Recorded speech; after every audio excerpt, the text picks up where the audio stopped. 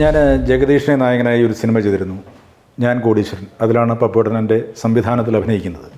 അതിലൊരു ഭ്രാന്തനായ കഥാപാത്രമായിട്ടാണ്. ഒരു പലിശക്കാരനായിരുന്നു, പിന്നീട് ഭ്രാന്തായി മാറുന്നു, ഒരു മെൻ്റൽ ഹോസ്പിറ്റലിൽ, ഒരു മെൻ്റൽ അസൈലത്തിൽ അഡ്മിറ്റ് ആവുന്നു. അവിടെ ഇന്നസെൻ്റ് ചേട്ടൻ കാണാൻ വരുന്ന ഒരു സീക്വൻസ് ഉണ്ട്. അവിടെ വെച്ച് അദ്ദേഹത്തിൻ്റെ അസുഖമൊക്കെ മാറി എന്ന് തോന്നിപ്പിക്കുന്ന തരത്തിൽ ചില പ്രകടനങ്ങളുണ്ട്. അതിനുശേഷം മുഴുവൻ ഭ്രാന്തിലേക്ക് മാറുന്നു. അദ്ദേഹം ആ ഒരു പാലായിക്കടുത്തൊരു സ്ഥലത്ത് ഒരു ഹോസ്പിറ്റലിൽ തന്നെയാണ് ഷൂട്ട് ചെയ്തത്. അദ്ദേഹം ഒരു ഭ്രാന്തിൻ്റെ അവസ്ഥ കാണിച്ചത് അവിടെ ഉണ്ടായിരുന്ന ഡോക്ടേഴ്സും നേഴ്സുമാരും ഒക്കെ ഭയന്നോടി. അത്രമാത്രം റിയലിസ്റ്റിക്കായിട്ട് ക്യാമറ ഹാൻഡ് ഹെൽഡായിരുന്നു, കയ്യിലായിരുന്നു, പുറകെ ഓടുന്നു. അവിടെ ഓഫീസിലൊക്കെ കയറി ചില ഫയലുകളൊക്കെ വലിച്ചെറിഞ്ഞ്, അവിടുത്തെ ആവശ്യമുള്ള ഫയലുകളാണ്.